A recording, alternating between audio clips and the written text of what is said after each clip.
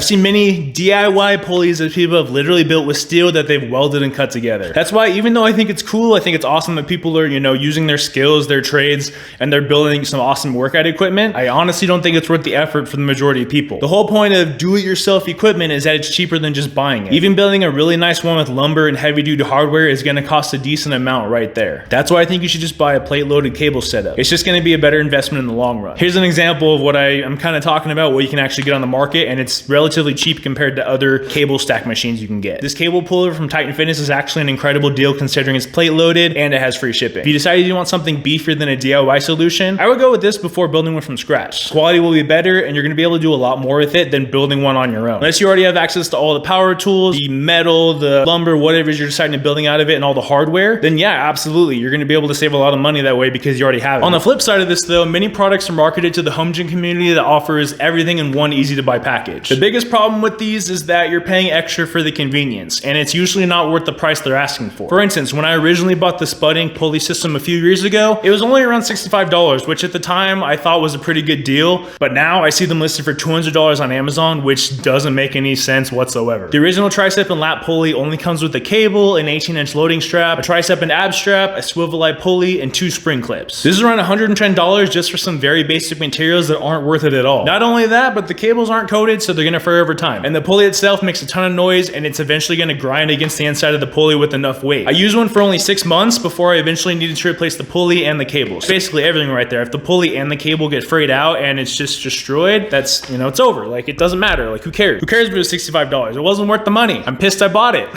And like I said with the pulley, it literally ground inside of itself so hard that it made it incredibly hard to pull. And the cable had frayed to the point where it would cut you with the sharp wires that poked out if you weren't careful. And this is why I definitely recommend those sheath cables as mentioned in my earlier guide. You can check that video out here. By using the sheath cables as well as the nylon pulleys, you're gonna have a lot smoother spin on, the actual cable machine, and it's not gonna wear down as fast because of it. The other issue I have with Spud Inc. and other pulley systems is they only have one pulley that requires you to sit very, very far away from it to prevent it from hitting you. This is not a good position to be in, and it's a huge headache when you're trying to train optimally. If you're too close, you have to control the weight a ton to prevent it from swinging, and even then, it's just not an efficient way to train whatsoever. These products have some awesome ideas, but they really do cost too much for the value they bring. If they could switch out some of the materials they use with higher quality ones, I might recommend them. But for now, they're not worth it, as you're gonna have to replace them again within a couple of months regardless. If anybody's seen any all-in-one pulley systems that don't suck, they're actually good, they're not gonna break within 6 months, drop it in the comments below, because I'm sure there's a lot of people that are interested in that kind of thing if they're watching this video. The quality's not there yet, but I'm sure that companies can try a little bit harder and make it a little bit better, because I made one, cost me like less than $100, and if I wanted to, I can make it for less than $30. It just depends on the materials and where you're kind of cheaping out at,